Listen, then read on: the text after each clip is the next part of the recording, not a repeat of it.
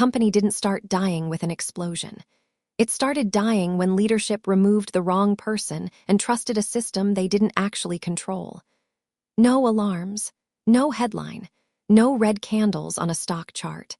It was smaller than that, so small most people would miss it entirely, like a hairline crack in a bridge you still drive across every day. It happened at 9:07 a.m. on a Tuesday, in a conference room named Horizon, because corporate loves naming windows after things they'll never reach. A man I'd never seen before walked in carrying a water bottle the size of a toddler and a confidence level you only get when failure has never had consequences. He didn't introduce himself right away. He didn't have to. Everyone's posture changed the way it does when a predator enters a room and the prey pretends to be furniture. That was my first clue. My second clue was the way he looked at the whiteboard. Not like someone reading a system, but like someone shopping for a remodel. He smiled at our architecture diagram, something I'd drawn in a week when we were bleeding money and pretending we weren't, and said, out loud, like it was a fun little icebreaker, "Wow, this is very legacy." The room didn't laugh, not because it wasn't funny, but because the joke was going to cost someone their job, and we all knew whose. He finally set his bottle down with a soft thud and turned toward us like we were an audience at his one-man show. "Morning, I'm Graham Kells," he said, "Chief Technology Officer." There it was, the title. Our previous CTO had been a quiet, exhausted man who used to ask questions like, what breaks if we do this? And do we have rollback? He'd been asked to pursue new opportunities 2 weeks earlier, which is corporate for we escorted him out while he was still typing a message. Graham was different. He had the look of someone engineered by investors. 30-ish, expensive hair that somehow stayed matte. A vest that fit like it had been sewn onto him. And that polished calm you see in people who treat other humans like replaceable batteries. He scanned the room, took inventory. His eyes passed over the senior engineers, slid past the VP of product, paused on the head of infrastructure who looked like he'd been awake since 2019. Then his gaze landed on me. I was in the corner with a paper cup of coffee that tasted like regret and melted plastic, wearing a hoodie and a t-shirt from an old sci-fi movie, because no one who truly understands production systems believes in ironing. To him, I probably looked like someone who had wandered into the wrong meeting. I've been here 6 years. In tech years, that makes me a fossil, a relic, a haunted object people don't touch without gloves. I'm Cora Whitman. If you've never heard my name, congratulations. You've experienced the exact kind of corporate amnesia this place runs on. I don't present at all hands. I don't do inspirational LinkedIn posts. My job is the unglamorous part. I keep the machine alive. I am the reason the warehouse scanners don't choke during peak season. I'm the reason the vendor payments don't accidentally wire $2 million to a freight company in the wrong country, because a decimal point went missing. I'm not the face, I'm the oxygen. And like oxygen, you don't notice me until I'm gone. Graham clapped his hands once, sharp, attention-grabbing. The sound echoed in the Horizon room like a starter pistol. "Okay," he said, bright and satisfied. "I've reviewed our stack, I've looked at the core platform, and honestly, it's messy." He clicked a remote.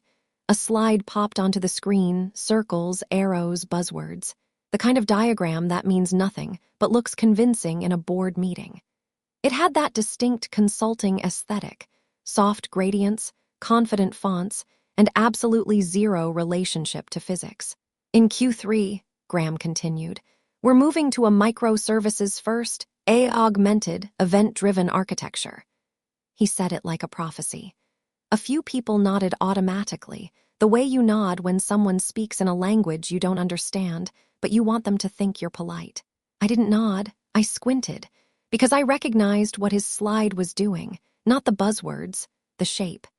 He had drawn a bypass around the central decision engine of our logistics platform, the core rules layer, the part that decides whether we pay a vendor, whether we flag a shipment, whether we halt a purchase order when a contract term is violated. The system that kept us legal, solvent, alive. Graham had labeled it in tiny gray text like it was an embarrassing old appliance. "Legacy Gate." My coffee went cold in my hand. That legacy gate had another name.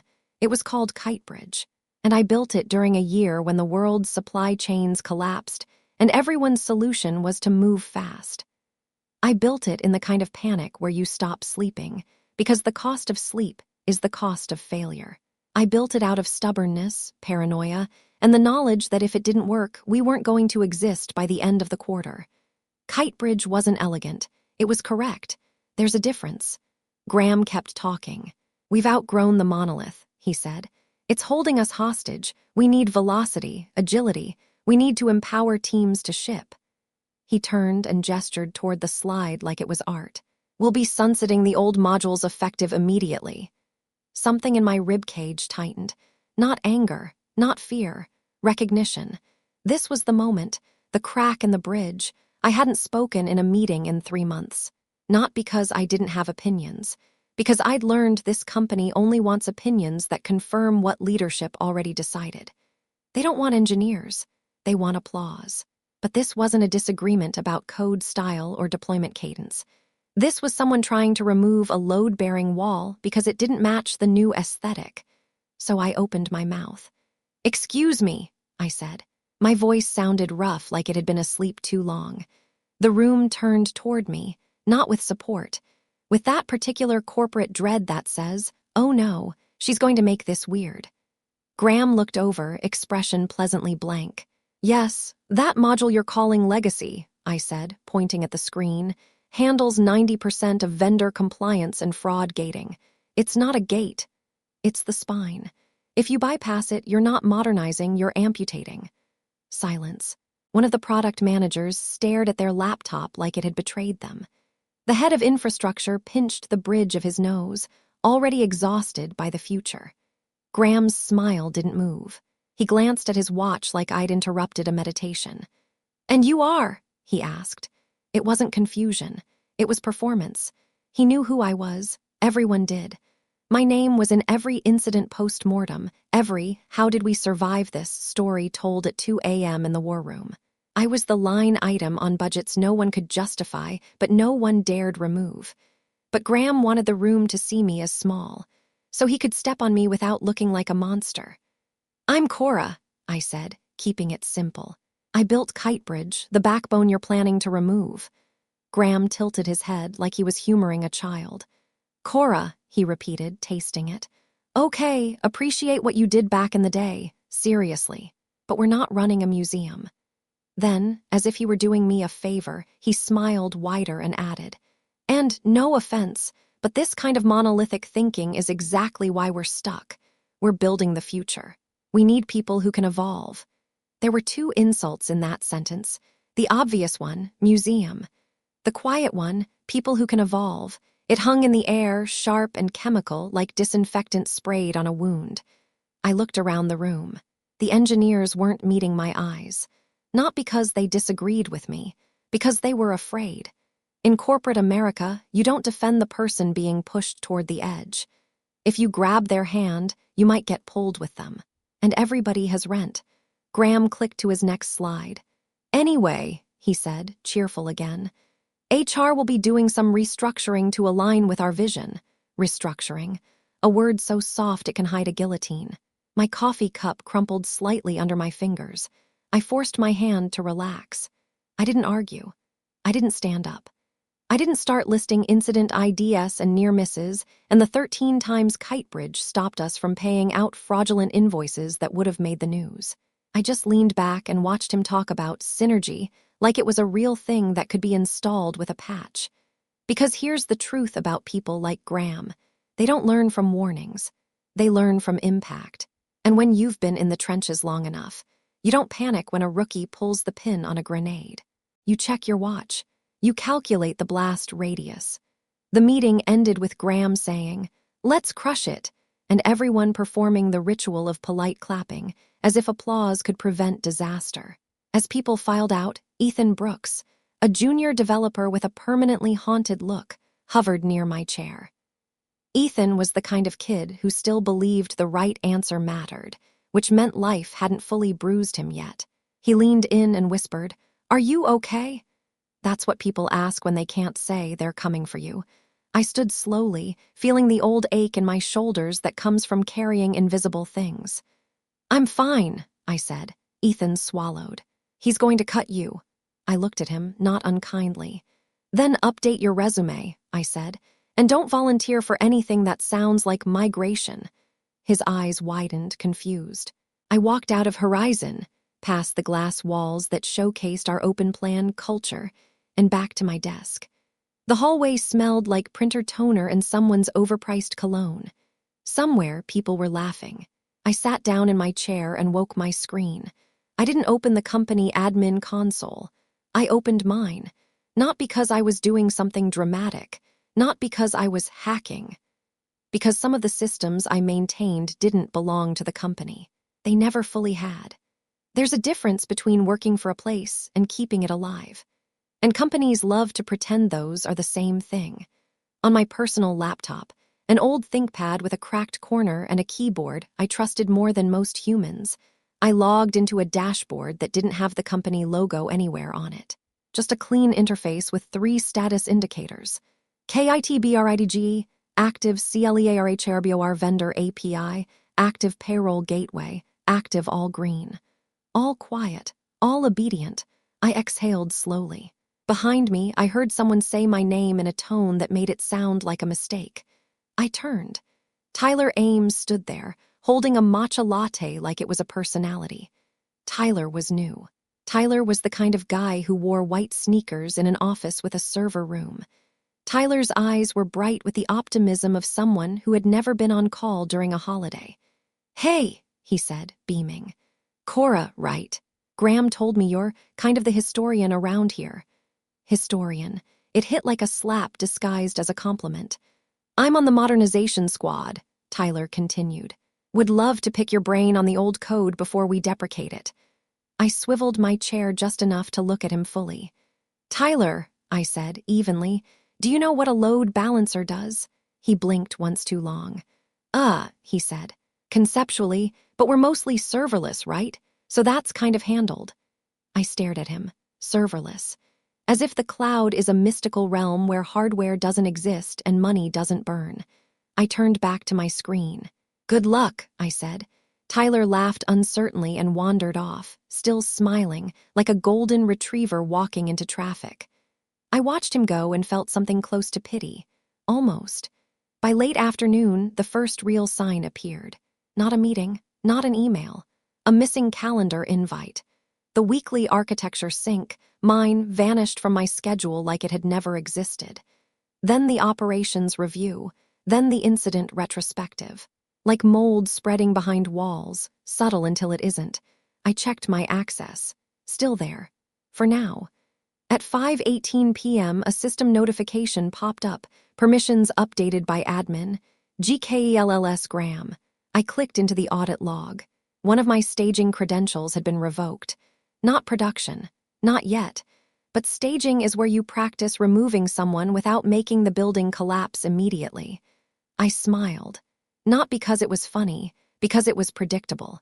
I opened a folder on my desktop labeled, with zero creativity. Legal. Inside was a scanned document I kept for nights like this.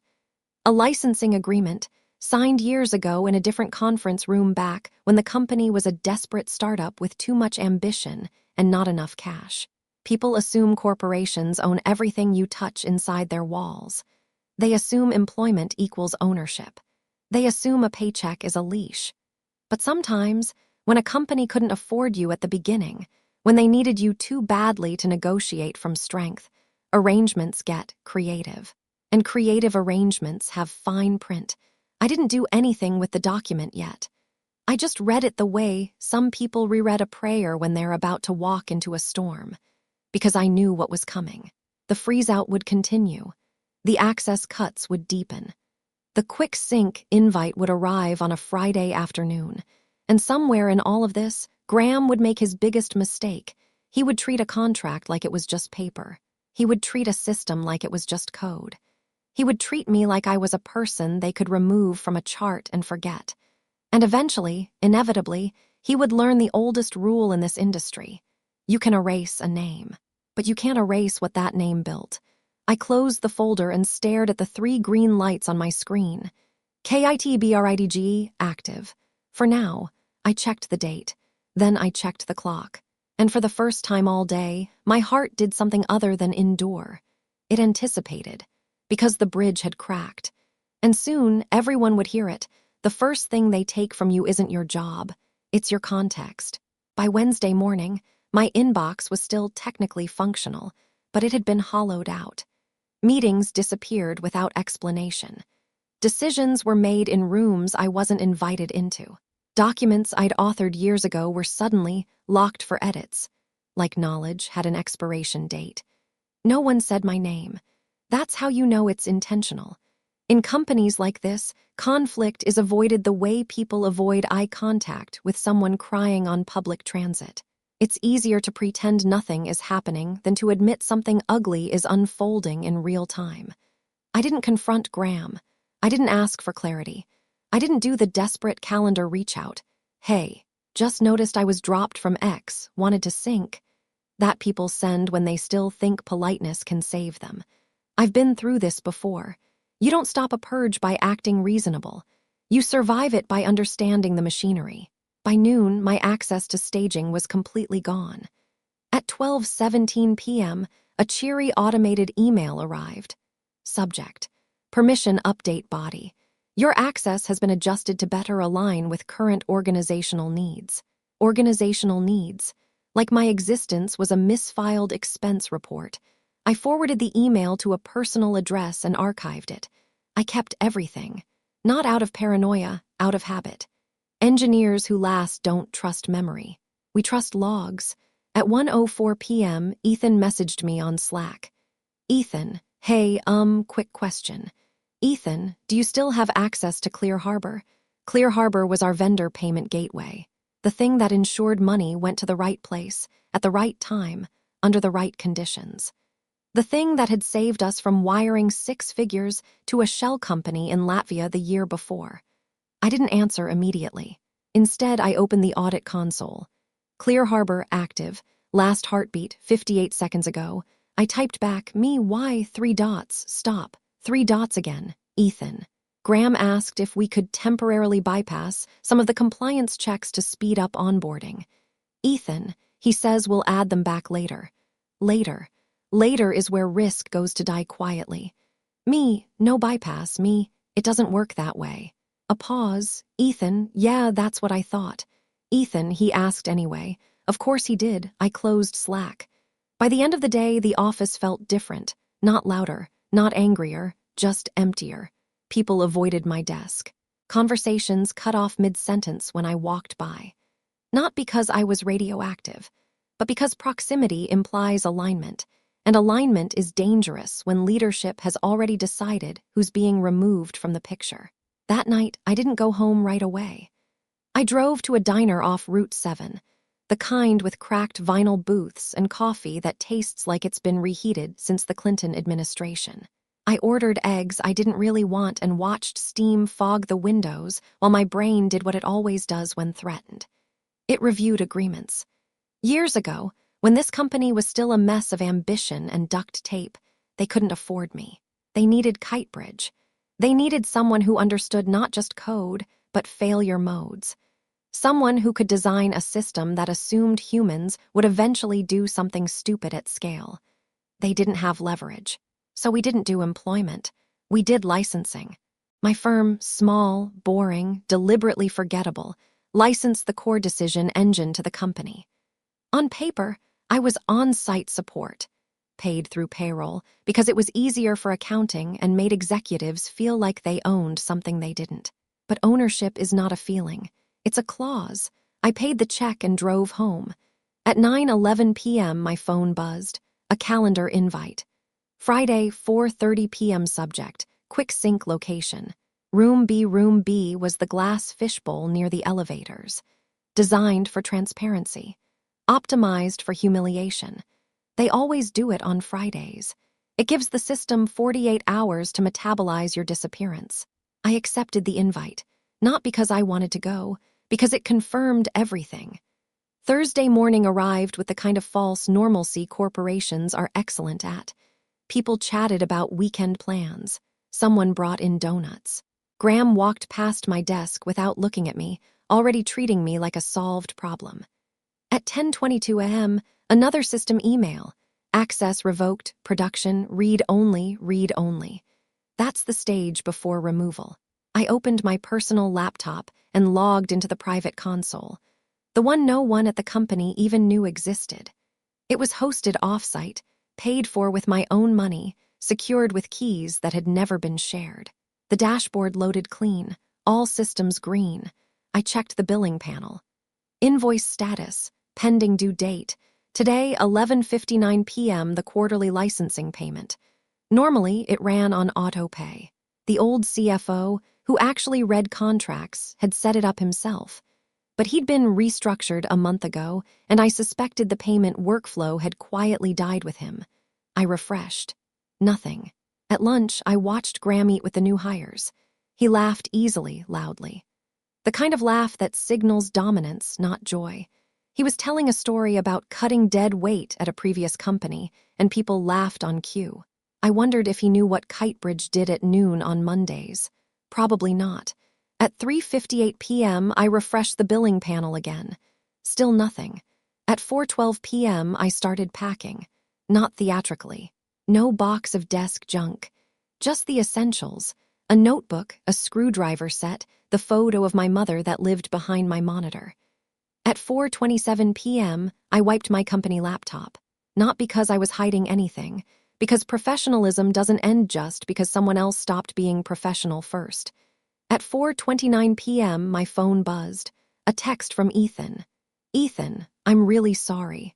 I replied, "Me. You'll be fine. Me. Just don't volunteer for anything involving temporary fixes." Room B smelled like anxiety and glass cleaner.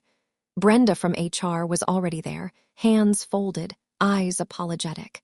She was a kind person trapped in a role that required kindness to be procedural. Graham leaned against the wall, arms crossed, looking relaxed, victorious. I sat down and placed a thin folder on the table. Graham noticed it and smirked. He probably thought it was documentation or desperation. He started talking before Brenda could. "As we move toward a more scalable future," he said, smooth as oil, "we're realigning resources. Unfortunately, your role no longer fits where we're headed." No mention of performance, no mention of outcomes, just fit. Brenda slid papers toward me, 2 weeks severance, an NDA, a non-disparagement clause. I didn't touch them, I looked at Graham. "So we're done," I said. "Completely?" "Yes," he said quickly. "Effective immediately." Good. I slid my badge across the table, then the laptop. "I'm no longer an employee," I said. "Correct," Graham replied, pleased. I opened the folder. "Then we need to discuss the vendor relationship." His smile twitched. "What vendor?" I turned the document around. The licensing agreement. Highlighted, tabbed, annotated. The room changed temperature. "You're joking," Graham said, laughing once. "We own everything built here." "Read paragraph 4, I said. He didn't want to, I could see it. Reading would mean acknowledging a reality where he wasn't in control. But he read it, and I watched the moment his certainty fractured, not fully, but enough to let panic leak in. "This doesn't apply," he said, too fast. "You were on payroll." "Administrative convenience," I replied. "IP never transferred." Brenda's eyes widened. She leaned forward, finally engaged. "The quarterly payment," I continued calmly, "was due today. It hasn't posted." Graham scoffed. "We're not paying that. This is extortion." "No," I said, "it's a contract." "And if you don't pay," Brenda asked quietly, "what happens?" I closed the folder. "Then the license lapses." Silence. Graham straightened. "Get out," he snapped. "Before I call security." I stood. "Of course," I said. "One last thing." I looked at Brenda. "You might want to print payroll records tonight." Then I looked at Graham. "Check paragraph 6. I left. The doors closed behind me with a soft, final sound. At 12:01 a.m., the invoice status updated. Status. Overdue grace period. 48 hours. I poured myself a drink and opened the admin console. Everything was still green. I didn't change anything yet. I just watched.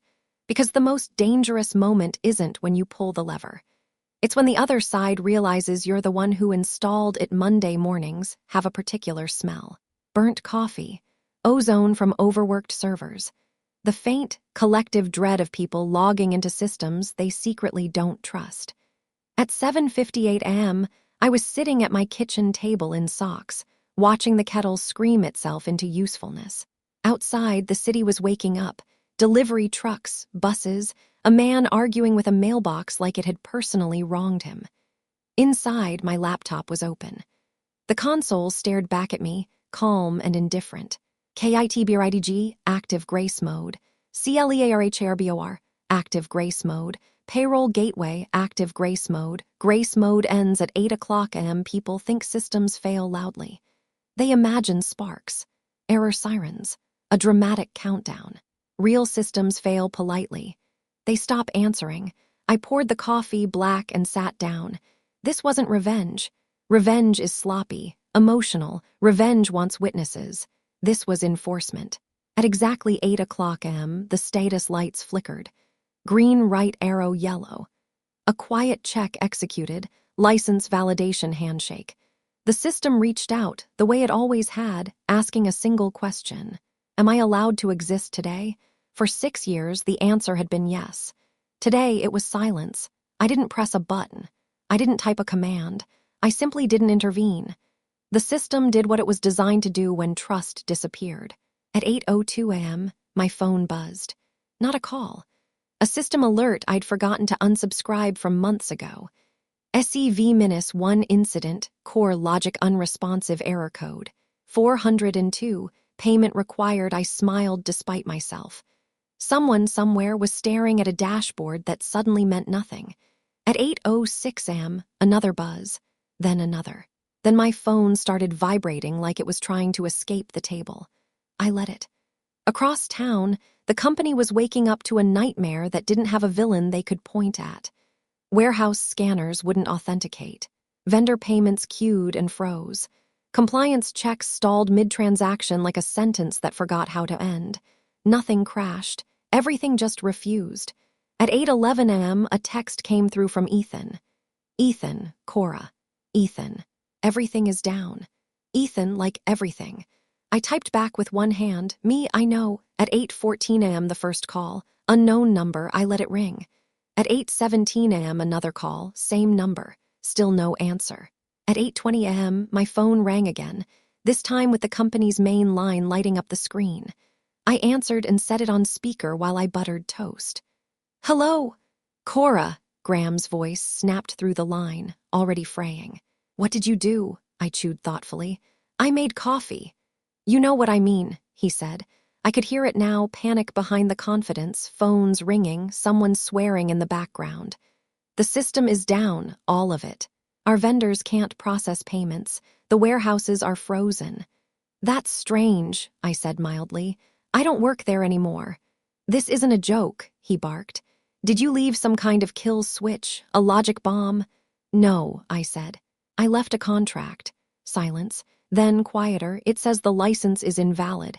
Yes, you did this on purpose. No, I corrected. I stopped preventing it. You're sabotaging us, he said. This is illegal. I laughed once sharp. Sabotage is when you damage something you don't own, I said. This is what happens when you stop paying rent. You can't just, his voice cracked. We're losing tens of thousands of dollars a minute. That sounds expensive. Turn it back on, he demanded. Now, Graham, I said, finally letting my voice harden, you fired the on-site support and defaulted on a licensing agreement. The software reverted to its default state. What default state? Off. Someone in the background yelled my name like it was an accusation. Listen, Graham said, suddenly softer, we can fix this. We'll pay the invoice, just flip it back. I can't, I said. You absolutely can. No, I replied. Not under the current agreement. Another voice cut in, older, steadier. Put her on speaker. That voice belonged to Victor Lang, the CEO. Cora, Victor said, forcing warmth into his tone. Let's take a breath. I took a sip of coffee. Good morning, Victor. Emotions are high, he continued. Mistakes were made, but we're a family here. Family. The last refuge of men who signed contracts they didn't read. You terminated our professional relationship, I said. That includes support. We can reinstate you, Victor said quickly. With a raise, title change, whatever you want. I don't want to come back. A pause. Then what do you want? He asked. I leaned back in my chair and looked at the sunlight creeping across the floor. I want this resolved correctly. How? There are two options. I could hear him breathing. Option 1, I said. You migrate off the system. Build your brave new architecture. No more legacy. No more museums. You'll be offline for weeks, maybe months, but you'll own it. We can't do that, Victor snapped. We'll collapse. I know. Option 2, I continued. You purchase a perpetual license for the source code. Full IP transfer. No support, no me. How much? I named the number. The line went dead quiet. That's outrageous, Victor finally said. It's valuation, I replied. 1% of what the system saved you during the supply chain crisis, plus a convenience fee for being called obsolete. You're holding us hostage. No, I said. You're standing in a house you stopped paying for. At 8:42 a.m., legal joined the call. At 8:55 a.m., the board was looped in. At 9:03 a.m., the tone changed. Not angry anymore, afraid. At 9:27 a.m., Victor came back on the line. Send the paperwork, he said. I already did, I replied. Check your personal email. Corporate authentication runs through Kitebridge. Another silence. Then, we're wiring the funds. At 9:41 a.m., my bank app refreshed. Incoming wire pending. I didn't celebrate. At 9:43 a.m., it cleared. I closed my eyes. Then I opened the console. One command, one line. License status. Perpetual. The lights shifted. Red right arrow, yellow right arrow, green. Across the city, systems breathed again. Warehouses roared back to life. Payments flushed through like blood returning to a numb limb. My phone lit up with messages. Ethan. We're back, Ethan. People are cheering Ethan. Graham looks like he's going to throw up. I shut the laptop. I was done. 2 weeks later, I sat in a different lobby wearing a blazer that cost more than my old monthly rent. The company across the street, bigger, uglier, smarter, didn't ask me to explain what happened. They already knew. They asked what I wanted to build next. I told them something better, something no one else would own. That night at home, I framed the contract. Paragraph 4 highlighted, not as a trophy, as a reminder. You can be invisible for years. You can be underestimated, sidelined, erased from the slide deck. But if you build the system, if you own the fine print, then eventually the lights go out, and everyone remembers your name.